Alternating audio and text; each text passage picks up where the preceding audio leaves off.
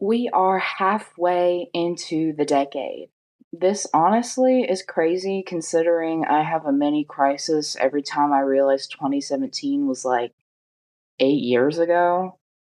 But these 5 years have so far been really, really something.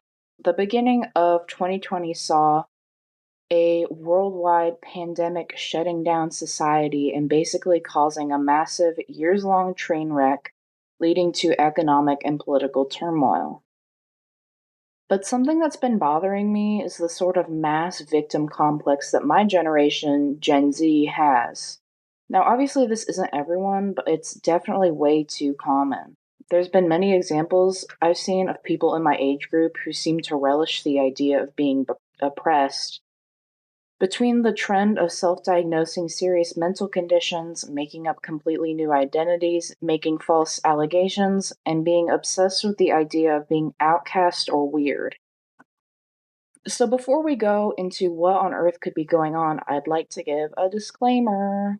I am talking about this from a fairly quote unquote woke perspective. So, I'm not saying that nobody is valid ever and Gen Z is full of weak losers who don't have jobs, even though I kind of feel like that. Overall, think before you comment and think critically about anything you hear in this video and anything online in general. I'd also like to say, please don't engage with people like those I'm going to describe. It's just going to make you so miserable.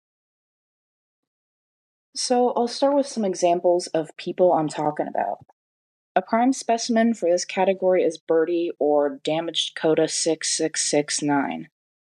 This individual is known for having an online art career since they were like 11, I think. They would post edgy animations about Undertale and FNAF and the drama they were in at any given moment, which usually was a lot. Some stuff they got up to was stalking and harassing someone for years on end, which included threatening to assault them and drawing detailed fantasies about it, getting suspicious with Pet Ferret, making the situation of their roommate victimizing minors completely about Birdie themselves, participating in a Discord cult run by a zoophile that encouraged and sometimes even required people, which were often minors, who joined to self harm, and just like so many other things. Beyond the insane behavior they're known for, they also have a reputation for having an insane victim complex. In their video titled I'm Back, they start by introducing themselves as a he slash they slash it, demon kitty, emo, gay, aro ace, trans man with evil autism and psychosis. Which is my first issue with this in particular is something I see that's pretty common, and that's describing psychosis as a standalone disorder rather than a symptom of one. But continuing, I'm not even going to say anything about the pronouns and Arowace and gay. So in this video, they go on a trauma dumping rant where they say everyone in their life has been abusive mentally, physically, and sexually, and the evidence they share is often contradictory, actually. While they have been groomed, that's the extent of any proven sexual abuse experienced by them, and the mental and physical abuse is pretty much just a nothing burger. Their parents shutting off the internet, basically. My biggest issue is with this. They're a person who so badly wants to be like a Wattpad type of sad character with an insane backstory, and they throw everyone they know under the bus to sort of curate this image. Next is infamous TikTok Tourette's faker Tix and Roses, also known as Emerald. With great content such as extremely vulgar and obviously fake nursery rhymes with Tourette's, and tics that were hyper specific to the given moment being filmed. After a tic, she'd giggle and look at the camera to make sure it was documented, which is one of the reasons it was so obvious to basically everyone that it was fake. Next, there's a Tumblr community, actually, I'd like to talk about. And yeah, we're basically we're basically being sent to the pits of hell because this is bad. They call themselves rad queers, presumably short for radical queers. Great. And it's fairly unknown. Deadwing Dork actually has a video going over a dedicated website to this identity, and oh boy. Basically, these people tend to be pro paraphile, trans-abled, or trans-race, and constantly coining new genders or paraphilias or sexualities to hoard on their card. A common thing is being trans autistic, and no, that's not trans and autistic. That's the regular internet. They're talking about trans autistic, as in not being autistic but wanting to be, which I don't know why ever you would want to be.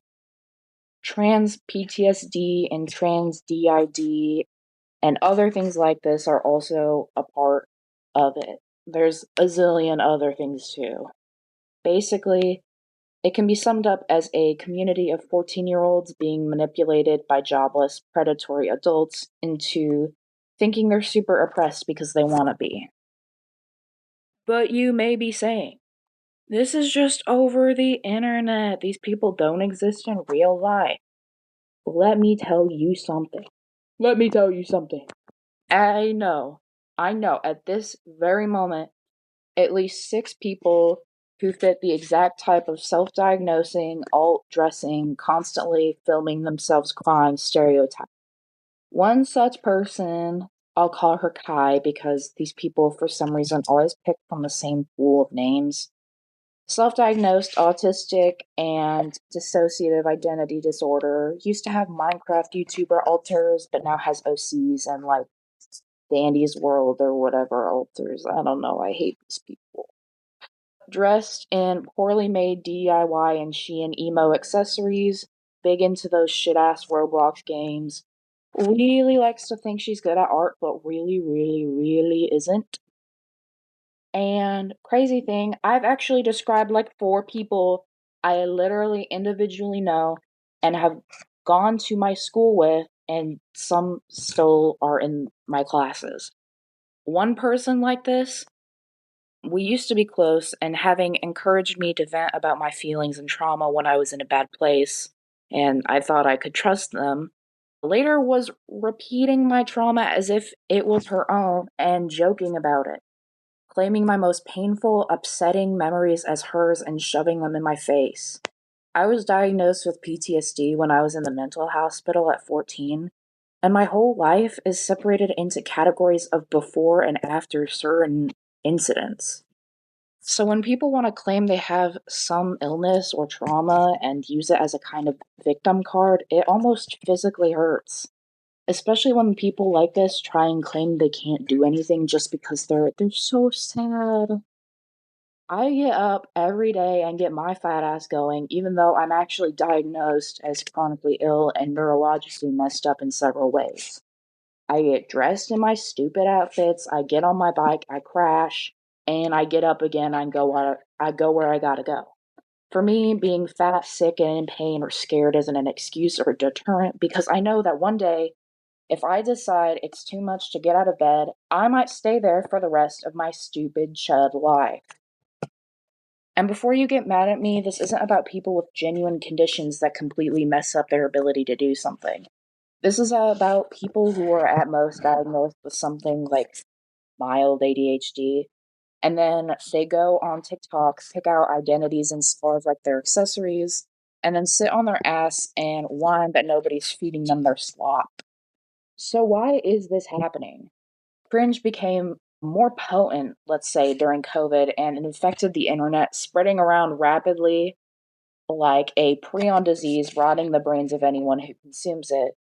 By the way, I might do a video on prion diseases. It's been a special interest of mine for years, and I might yap about it. But beyond this, humans are hardwired to take the easiest path forwards to seek attention and to categorize things into little boxes. And when you're locked inside and you're starting to not feel human, you just do all these things even more. Hi, I'm Tommy, and I got a new mic. The last video I made was a horrific quality, like it sounded like I was being microwaved, but hopefully the audio is clearer now and a little bit better. This video is kind of a rant because looking back on the past 5 years, I've realized that I kind of hate like everyone. But if you're feeling like this, something I've learned helps is to turn off your internet for a little while at least. Take a freezing shower while screaming and block every single person on social media who even slightly annoys you. But anyways, if you like this video, please show your support. Thank you so much to my 13 subscribers and everyone who has watched my videos. Interested in future content, hit that funny little button. That was all for this video. Bye.